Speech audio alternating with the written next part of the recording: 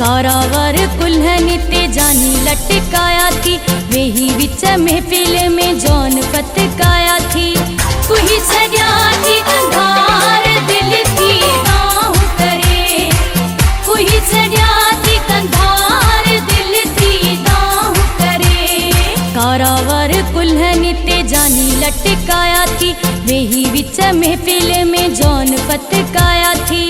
कुही छड्या थी कंधार दिल थी नाहु करे, कुही छड्या थी कंधार दिल थी नाहु करे।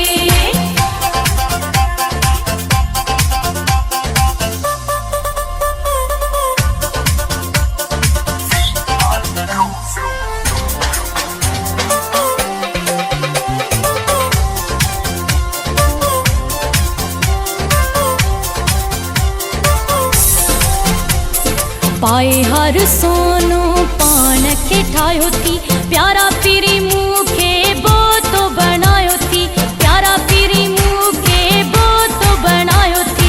पाए हर सोनो पान के ठायो थी, प्यारा पीरी मुखे बो तो बनायो थी, बो तो बनायो थी। कुही छड्या थी कंधार दिल थी नाहु करे, कुही छड्या थी कंधार दिल थी नाहु करे। कारावर कुल्हनी ते जानी लटकाया थी, वेही विच महफिल में जौन पतकाया थी। कुही छड्या थी कंधार दिल थी नाहु करे, कुही छड्या थी कंधार दिल थी नाहु करे।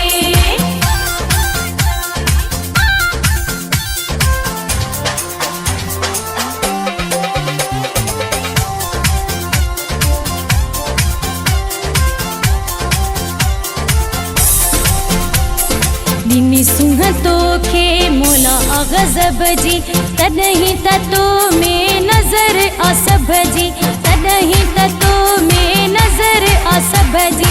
दिनी सुहतो खे मोला अगजब जी, तदहीं ततो में नजर असब जी, नजर असब जी। कुही छड्या थी कंधार दिल थी नाहु करे, कुही छड्या थी कंधार दिल थी नाहु करे।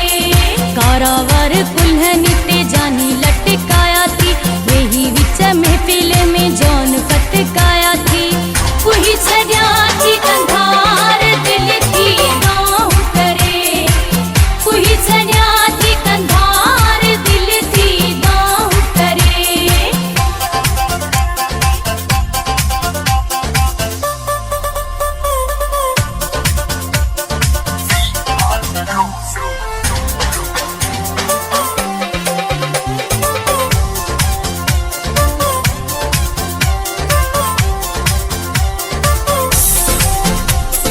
मोरन का सुहिणो जोर टूटही तो, कल्होड़े ममताज ते खंजर खोड़ी थो, कल्होड़े ममताज ते खंजर खोड़ी थो।